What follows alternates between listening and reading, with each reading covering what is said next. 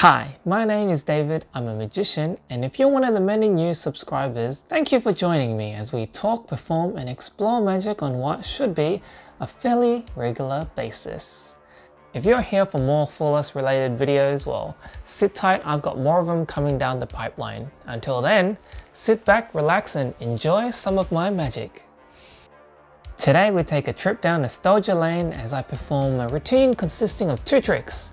The first one I learned many years ago when I first started magic with my friends, and the second one is a trick that I always wanted to perform but never had a venue to do so, until now that is.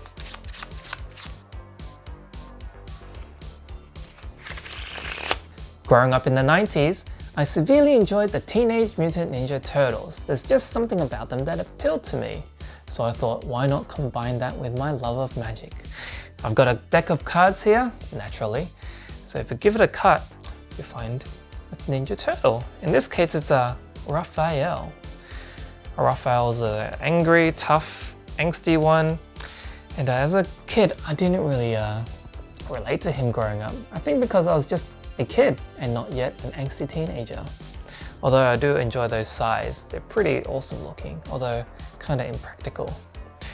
If we give the deck another cut, ooh, we find another turtle. This time it's the purple one, Donatello.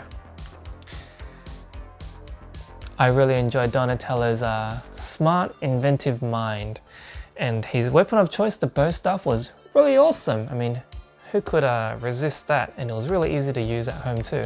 Just find a broomstick, break it in half, and there you go. Did you know that the Teenage Mutant Ninja Turtles are 1, 2, 3, 4, 5, 6, 7, 8, 9, 10, 11, 12, 13, 14, 15 years old? And there you've got the next turtle, Michelangelo. Mikey was always the cool, crazy one, and his love of pizza informed my love of pizza.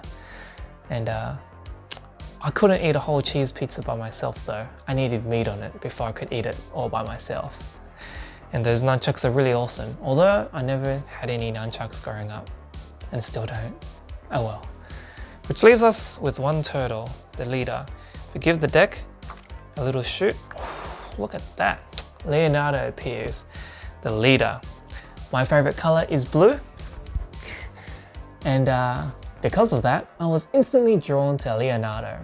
And being the leader, however, I don't have any leader qualities myself, but that's neither here nor there, or over there, oh well.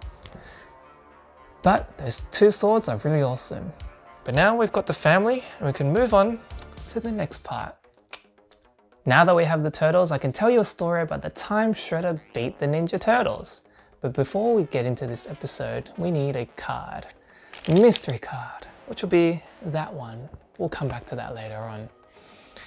Now Shredder had a foolproof plan to beat the turtles this time. What he was going to do is he was going to mobilize the foot soldiers and separate the Ninja Turtles so that they were all by themselves, having to fight insurmountable odds. And this was a good plan in theory and in practice as well, as we'll see. We've got Raphael. He jumped headfirst into the battle, which was his downfall because he ended up losing. And he was no longer anywhere to be seen.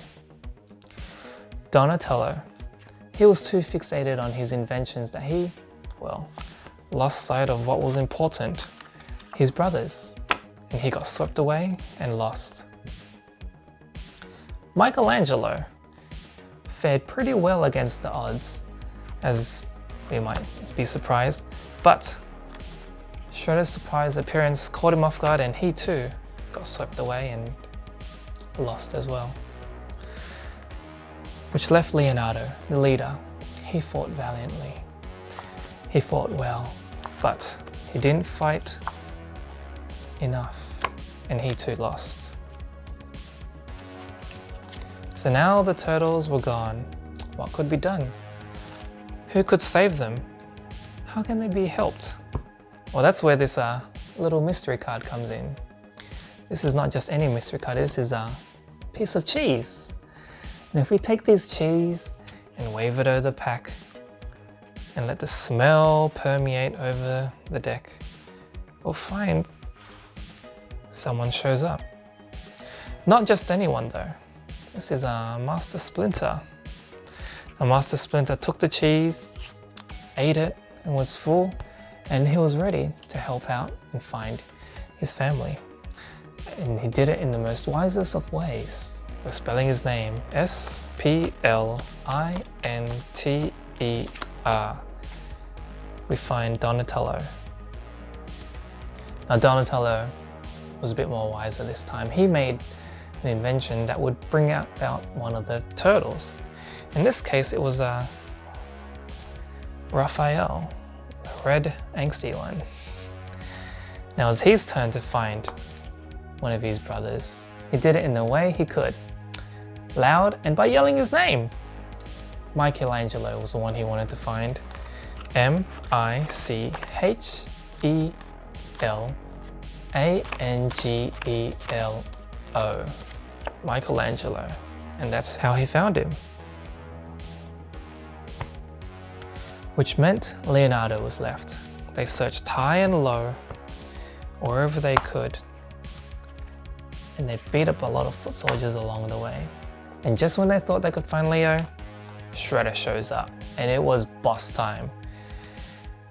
Now, this time, the numbers were firmly against him, and it was only a matter of time before Leo showed up, and he helped save the day along with his brothers. And they celebrated the night with some pizza and loud music, which gave Master Splinter a splitting headache. And that's the story of the time Shredder almost beat the Ninja Turtles. Well, I hope you enjoyed that fun presentation of a classic plot in Magic, which is normally done with the 4 aces. However, I wanted to change it up and do something that's more personable and fun for myself to perform, and hopefully fun for you to watch. As much as I wanted to fool you, which I hope I did here and there, more than that, I wanted to entertain you and make it more relatable and nostalgic. Whether you'll enjoy the Teenage Mutant Ninja Turtles, or watch Saturday morning cartoons, play video games, or just want to see a nice piece of magic. My grandfather once found a turtle in our backyard, and he wanted to make turtle soup out of it, but my grandmother said no, which was probably the right call, because it's a small turtle and there wasn't much meat on it anyway. Until next time, keep your eye out for a turtle in a full shell, and have a magical day.